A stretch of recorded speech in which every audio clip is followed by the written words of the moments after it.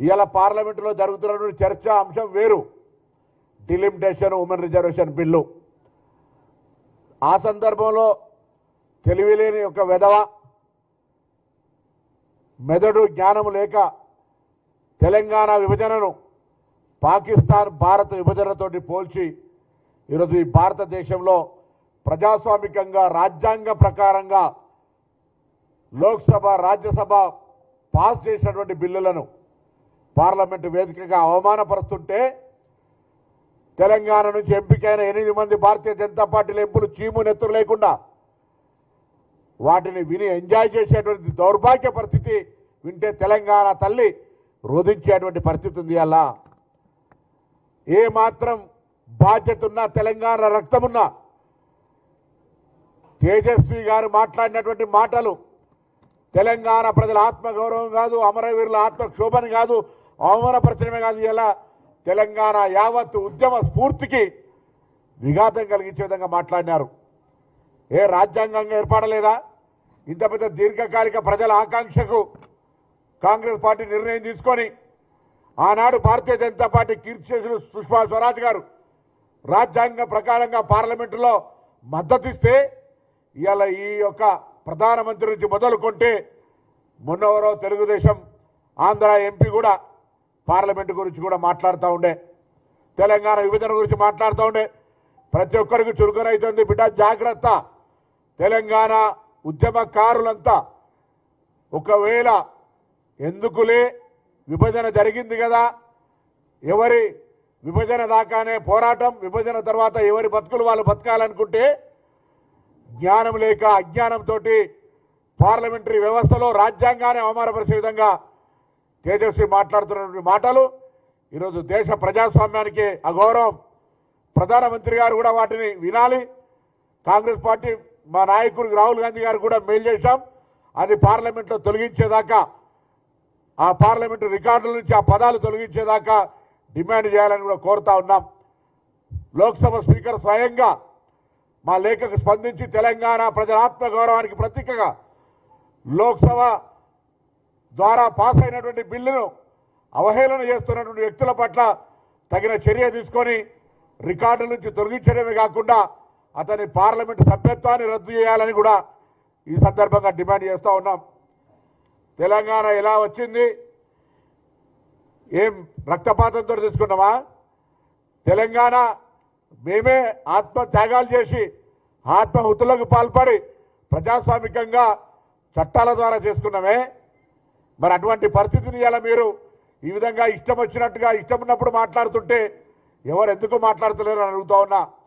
ఇవాళ పెద్ద పెద్ద మాటలు మాట్లాడే తెలంగాణ బీజేపీ అధ్యక్షుడు రామచంద్రరావు గారిని అడుగుతా ఉన్నా, ఇప్పటికైనా మీకు తెలంగాణ రక్తం ఉంటే mister Kishan Reddy, mister Bandi Sanjay and 8 MPs Laxman గారితో సహా మేము తెలంగాణ బిడ్డలైతే తెలంగాణ తల్లిని అవమానపరుస్తుంటే, ఏ తల్లికైనా అవమానం జరిగితే ఆ తెలంగాణ తల్లికి అవమానం జరుగుతుంటే చూస్తూ ఊరుకుంటే ఇది మంచిదా అని అడుగుతా ఉన్నాం. ఇవాళ ఇప్పుడు కూడా మాట్లాడకుండా ఉండి ఉంటే ఇది మీరు తల్లికి ద్రోహం చేసినట్టుగానే భావించాల్సి వస్తోంది.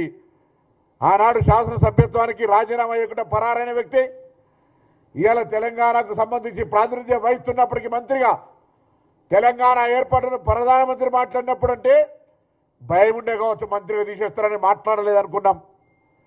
కానీ అమిత్ షా మాట్లాడిన ఇవాళ తెలుగుదేశం పార్టీ ఎంపీ తెలంగాణ ప్రజలను రెచ్చగొట్టే విధంగా ఏదో శాసనసభ తీర్మానం గురించి మాట్లాడుతూ రకరకాలుగా రాజ్యాంగంలో ఆర్టికల్ 3 డాక్టర్ బాబాసాహెబ్ అంబేద్కర్ గారు రచించినటువంటి ఆర్టికల్ గురించి తెలవక అటువంటి అజ్ఞానులు ధనబలంతో మందబలంతో పార్లమెంటుకి వస్తే కనీసం ఆ పార్టీ అనే బుద్ధి నేర్పాలి.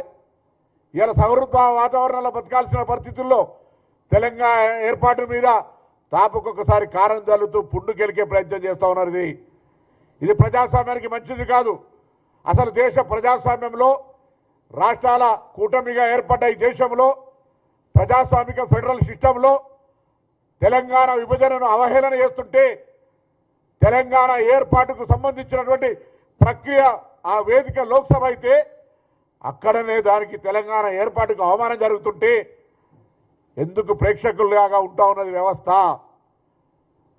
ఇవాళ నేను మళ్ళీ డిమాండ్ చేస్తా ఉన్నా, భారతీయ జనతా పార్టీ అధ్యక్షుడు రామచంద్రరావు గారు, కేంద్రంలో ప్రాతినిధ్యం వహిస్తున్న ఎంపీలు, లోక్సభ, రాజ్యసభ, మీరు ఈ అంశాన్ని తీవ్రంగా తీసుకుంటే నేను తెలంగాణ ఉద్యమకారులందరికీ విజ్ఞప్తి చేస్తా ఉన్నా, ఇది ఏ ఒక్కరికి అవమానకరం కాదు.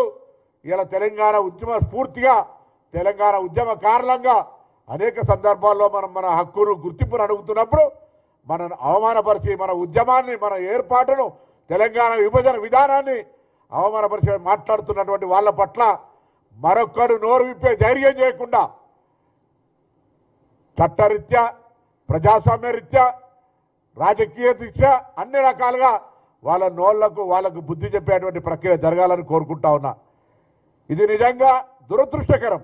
ఇటువంటి వ్యాఖ్యలను మాట్లాడేటువంటి పార్టీ ఇంకా తెలంగాణలో నాయకులు తిరగగలుగుతా ఉన్నారంటే కూడా నాకైతే, నేను ప్రజాస్వామ్యంలో లా అండ్ ఆర్డర్ బ్రేక్ అవుతుంది కాబట్టి ఆలోచన చేస్తున్నాను. లేకపోతే నిజంగా మీకు ఏమాత్రం కన్న తల్లికి ద్రోహం చేసి తిరుగుతున్నట్టుగానే భావించే పరిస్థితి తప్ప ఇంకొకటి కాదు. నేను ఇప్పటికైనా మరొక్కసారి ఈరోజు ఈ తెలంగాణ ఏర్పాటును ఇండియా పాకిస్తాన్ విభజనతోటి పోల్చినటువంటి ఎంపీని వెంటనే పార్లమెంట్ నుంచి బర్తరఫ్ చేయాలి. ఆయన మాట్లాడినటువంటి మాటలు రికార్డు నుంచి తొలగించాలి. తెలంగాణ నుంచి ప్రాతినిధ్యం వహిస్తున్న భారతీయ జనతా పార్టీ ఎంపీలు ముందుగా చొరవ చూపెట్టి ఈ అంశం మీద స్పందించాలి. లేదంటే తెలంగాణ వ్యాప్తంగా ఉన్నటువంటి నా ఉద్యమకారులు, తెలంగాణ అమరవీరుల కుటుంబాలు, తెలంగాణకు సంబంధించినటువంటి ప్రతి ఒక్కరూ ఈ అంశం మీద స్పందించాల్సిందిగా కోరుతూ నేను ఈరోజు ఓం బిర్లా గారికి లేఖ పంపిస్తా ఉన్నా.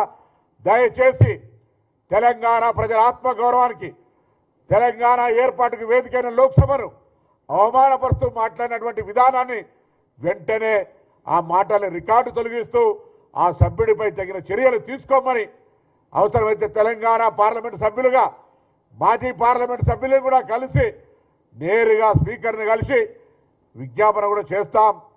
అతను సభలో ఉండడానికి వీల్లేదు అనేటువంటి డిమాండ్ తెలంగాణ మాజీ పార్లమెంటు సభ్యుడిగా డిమాండ్ చేస్తూ ఉన్నాం. ఇది తెలంగాణ ప్రజల యొక్క అగౌరవపరచడం తప్ప ఇంకొకటి కాదు. ఉద్యమాన్ని అవమానపరచడం, రాష్ట్ర ఏర్పాటును అవమానపరచడం, ప్రజాస్వామ్యాన్ని అవమానపరచడం, రాజ్యాంగాన్ని అవమానపరచడం, ఏ లోక్సభ, రాజ్యసభలలో వేదిక ద్వారా పాస్ అయిందో ఆ పాస్ అయిన విధానాన్ని వ్యతిరేకించడం ఇది అప్రజాస్వామికం. దీనిపైన భారతీయ జనతా పార్టీ నాయకత్వం స్పందించాలని సందర్భంగా డిమాండ్ చేస్తా ఉన్నాను.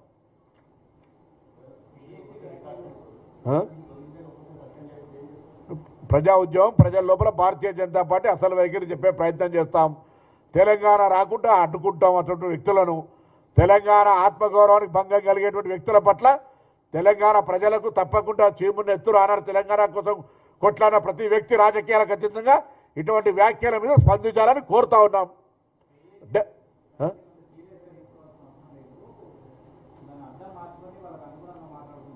ఇప్పుడు దీని పట్ల కనీస జ్ఞానం ఉన్నాడు ఎవడైనా, తెలంగాణ రాష్ట్ర విభజన ఆకాంక్ష సంవత్సరాల తరబడి ఉంది. తొలి దశ ఉద్యమం జరిగింది, దాని తర్వాత మలి దశ ఉద్యమం జరిగింది, చాలామంది అమరులైనరు. అటువంటి ఉద్యమ ద్వారా, ప్రజల ఆకాంక్ష ద్వారా, దీర్ఘకాలిక పోరాటం ద్వారా ఏర్పడ్డ తెలంగాణకు సంబంధించి విభజనను ఆయన డిలిమిటేషన్ మీద, ఉమెన్ రిజర్వేషన్ మీద, కాంగ్రెస్ పార్టీ విధానం మీద ఎంత మాట్లాడితే అభ్యంతరంలే. వారు మాట్లాడుతూ తెలంగాణ విభజన పాకిస్తాన్ భారత విభజనతో పోలవడం అంటే ఇది పూర్తిగా దురదృష్టకరం. అటువంటి వ్యాఖ్యలకు మద్దతునిస్తే వారు తెలంగాణ బిడ్డగా మేము గుర్తించాం, అలాగే తెలంగాణ రక్తం లేదుగా భావిస్తాం. అరే జరిగిపోయింది, తెలంగాణ వచ్చిన గురించి మాట్లాడితే ఏం ఆయనకు మరి ఆనాడు 3 రాష్ట్రాలు ఇచ్చినాడు, ఇవ్వాల్సి ఉండే కదా. మీరు ఒక ఓటు 2 రాష్ట్రాలను ఇవ్వని కారణంగా ఇవన్నీ జరిగినాయి. మీరు కదా కాకినాడ తీర్మానం చేసి నాలుగైనా తాటిపట్టానా? ఒక ఓటు 2 రాష్ట్రాలని ఆ రోజు మాట్లాడింది మీరే కదా కాకినాడ తీర్మానం. ఆనాడు 3 రాష్ట్రాలు చేసి దాని తదుపరి